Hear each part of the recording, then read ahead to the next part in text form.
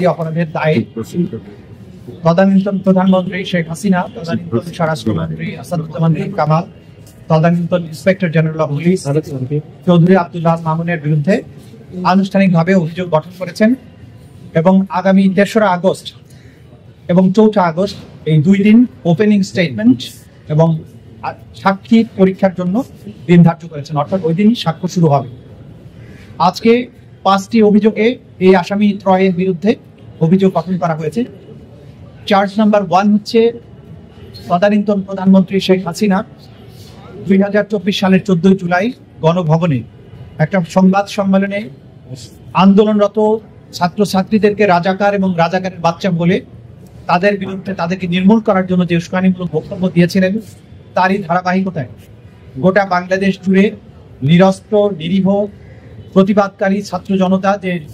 Civilian ছাত্র জনতা, তাদের উপরে যে আক্রমণ শুরু হয়, সেই আক্রমণের ধারাবাহিকতায় বাংলাদেশে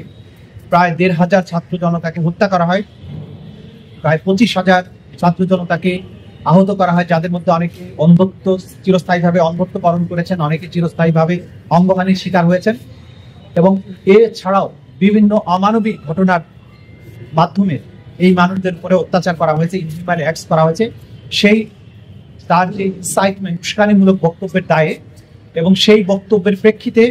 সারা দেশব্যাপী হোম মিনিস্টার আসাদুজ্জামান খান কামাল এবং আইজিপি চৌধুরী আব্দুল্লাহ মামুনের নেতৃত্বে সারা দেশে সিভিলিয়ান ছাত্র জনতার উপরে যে আক্রমণ পরিচালনা করা হয়, সেই অভিযোগে প্রথম চার্জটি গঠন করা হয়েছে। দ্বিতীয় চার্জটা ছিল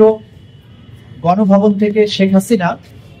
14 জুলাই তারিখে ঢাকা বিশ্ববিদ্যালয়ের তদানীন্তন ভিসি মাকসুদ কামালের সাথে একটা কথোপকথন এবং 18 জুলাই তারিখে তার ভাতিজা ফজলেনুর তাপসের সাথে আরেকটি টেলিফোন কনভারসেশনে, যেখানে তিনি স্পষ্টভাবে উল্লেখ করেছেন তিনি আইন শৃঙ্খলা রক্ষাকারী বাহিনী এবং সংশ্লিষ্ট বাহিনীগুলোকে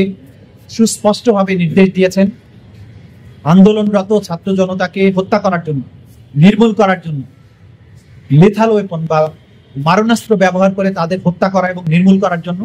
এবং একই সাথে হেলিকপ্টার এবং ড্রোন ব্যবহারের মাধ্যমে